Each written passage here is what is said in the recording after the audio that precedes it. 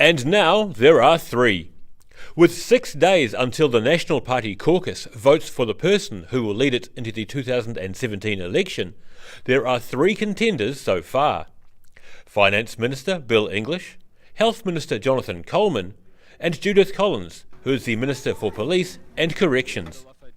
All of whom are competing to lead the National Party going forward, and to run the country until the 2017 general election. Professor Andrew Geddes is an expert in New Zealand constitutional law and outlines what will happen from here for the party's leadership. The National Party chooses its next leader based on caucus. So there are 59 National Party MPs. 30 or more national MPs backing someone gives that person the job as leader of the National Party. That gives them the job as Prime Minister. So there will be a caucus meeting next Monday. Those who want to be leader will put their names in the hat.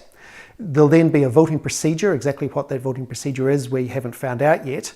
At the end of the day, whoever gets a majority of the MPs will become leader. He says how the person is voted for was probably decided at today's caucus meeting, with the 59 members deciding on either first past the post or another way of choosing the new leader. I'd imagine what they'll do is everyone who wants the job will put their name up. There'll be a vote. If there's a majority at that first vote, great, you've got an answer. If not, then perhaps the lowest ranking contender may get taken out and there'll be another vote. I suspect Bill English would be wanting to win this on the first ballot. Andrew Geddes says there isn't a threat to the political stability of the country, as the party isn't governing alone. We have a government at the moment that consists of the National Party with its 59 MPs being supported by the Maori Party, the ACT Party, United Future. The Maori Party, ACT Party, United Future are going to still continue to support the National Party no matter who the leader is. Because if they don't, well, then they're not in government. They can't actually be a part of running the country.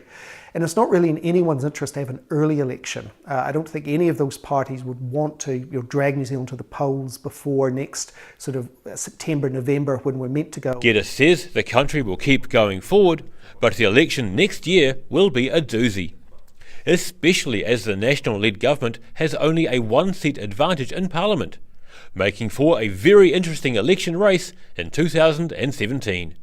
Daryl Baser, The South Today.